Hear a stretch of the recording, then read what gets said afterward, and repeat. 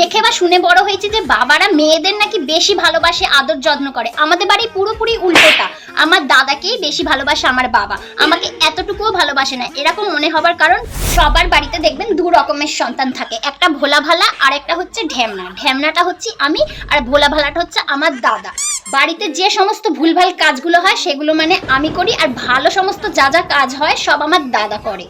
কারণ আমার বাবা বাজার হাট না করতে পারলে সেই দিন বাজার হাট আমার দাদা করে। ইলেকট্রিকের বিল আমার দাদা দিতে যায়, আমি নয়। সেই জন্য আমার বাবা আমার দাদাকেই বেশি ভালোবাসে। ছোটবেলা থেকে আমার দাদা নাকি পড়াশোনায় খুব ভালো ভালো রেজাল্ট করতো, আমি নাকি অঙ্কে রসগোল্লা পেতাম। তা পাবো না, আমার মাথা ভালো না অঙ্কে। এগুলো কে বোঝাবে? হ্যাঁ, আমার বাবাকে কে বোঝাবে? আমার পড়াশোনায় মাথা ভালো নয়। বাড়ি থেকে কোনো জিনিস উধাও হয়ে গেলে সেটা নাকি আমি উধাও করেছি, আমি হারিয়ে ফেলেছি, আমি ক্ষতি করেছি। হাত থেকে এখন কিছু পড়ে একটা ভেঙে যায়, সেটাও নাকি আমিই করেছি। মানে এত ভুল।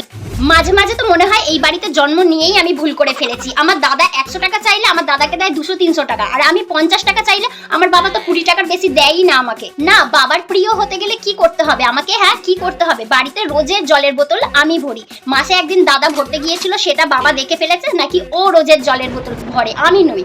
মানে কি বলবো, বাবার কোনো কাজে দরকার লাগলে সেটা দাদাকে বলে, দাদাই হেল্প করে দেয়। আমাকে তো বলেই না, আমি কি করব তাহলে? আমাকে না বললে আমি জানবো কি করে কোনটা দরকার কোনটা দরকার নেই? মানে আমার ভালোই লাগে না।